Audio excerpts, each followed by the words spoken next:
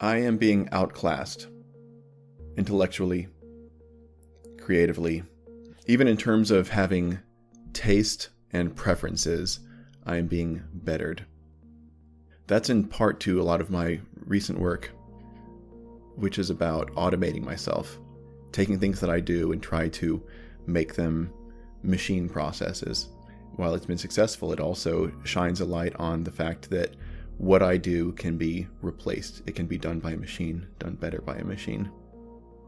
We used to think of our inventions as taking over for manual labor, but I see it taking over almost everything I used to pride myself in, thinking and creating and having taste. I think the premier example of an AI moving into an intellectual space is still Kasparov versus Deep Blue, which was 1997. At that point, the world was shaken by a computer being as smart as a person. But what's interesting is what follows on after, and that is Kasparov leading the charge into advanced chess, or Centaur chess. A human and an AI working together. If the human was also extremely competent, that was the best chess player, that combination. And that lasted for 10 or 15 years after the Deep Blue chess match.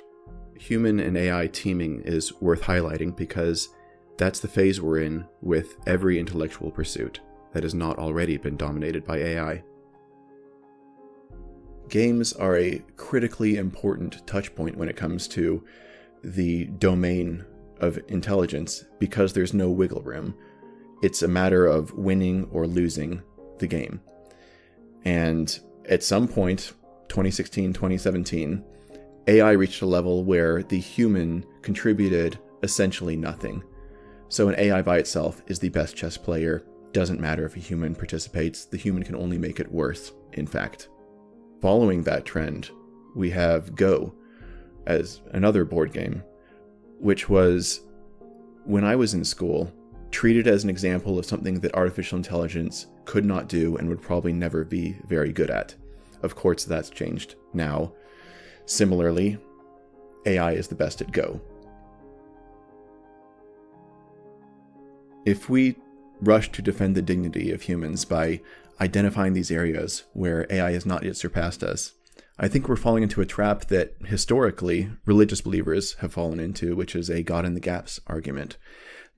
To find a place where God was responsible for something and then later have it disproven scientifically that there's, an easier, more rational explanation for how that thing comes to pass, diminishes the case or the power of God for those religious believers.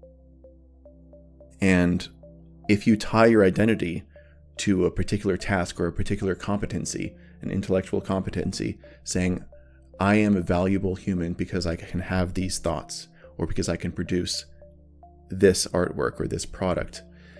If you identify yourself, you construct your ego on any particular intellectual capacity, then you are setting yourself up for collapse. The claim that I've heard that motivated me to make this video is, but artificial intelligence does not have taste. Or worse, AI does not have creativity. We'll look at taste first because taste is really just another information process. You look at the aggregation and the particular instances of whatever it is, artwork in the world, and give an assessment of which have value and why. That's essentially taste as an information process. And I can already say that there are AI programs that I would trust the taste of more than the typical person off the street. Creativity is another area where the ideas and the products created by AI are already on or surpassing the level of humans, but the arguments put forth are contortions that essentially point to something like everything produced by a human has in it some intrinsic element that can never be expressed by a machine. You can believe whatever you want, but I think that the interpretability of artistic merit is what allows us to even have that conversation. I used to hear the same argument put forth for Go. Go requires human creativity. Therefore, computers will never play Go as well as people. Then AI became by far the best Go player, and the argument didn't really hold much water. So I highlight this to warn about the hazard of building your identity on rubble, to not construct your ego around these refuges, because they will collapse, and your identity could therefore collapse with it. Here's my insight and my guideline for how to deal with this reality. We can use horses as an analogy. When cars came along and tractors came along, there were machines that moved better than horses. Horses did not stop running because horses love to run. The horses that loved running ran well and therefore survived more and made more horses. That applies to us because we have evolved for a different set of things, and I'd say paramount among them is our love of thinking. We love to solve puzzles and create things. Those are intellectual domains that are now being encroached upon by our inventions. But we shouldn't stop thinking because there are better thinkers out there. Just like, hypothetically, you could tell a horse that machines had been invented that run much faster than the horse. I would hope that the horse would continue running regardless of that. Nano Banana and Midjourney make art that is better than almost anyone on Earth could create.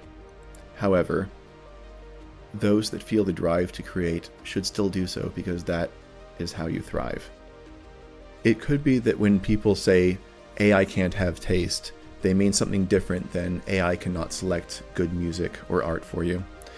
They might be saying that your taste matters, and in that sense I do agree. Human fulfillment matters. AI cannot give you free will. AI cannot decide things for you. You can pass your decision-making process to AI, but it cannot tell you what matters. Thriving is not about being the fastest calculator in the room. It's about carrying out your will and socializing and building. These creative acts are because that's how we thrive, similar to how horses throve through their running. But we should think of technology as amplifying our will and amplifying those drives and that fulfillment that we get through life, not as replacing it because it does it better than us. It actually can't replace the fulfillment part. So back on games. I still play StarCraft. I play it with my kids. New AI players for StarCraft are being made all the time, and they're already among the best players. Which means that there's going to be another player, or a whole swath of players, that are better than me at StarCraft. That's already the case. For me, my identity isn't tied to it, and almost everyone is better than me at StarCraft anyway. What I'm doing there is defusing the threat because I'm not comparing myself to the machine. Just like the classic self-help advice has been, don't compare yourself to other people, compare yourself to yourself from yesterday. And it's the same thing here. Thinking is still our thing. Let's keep doing it.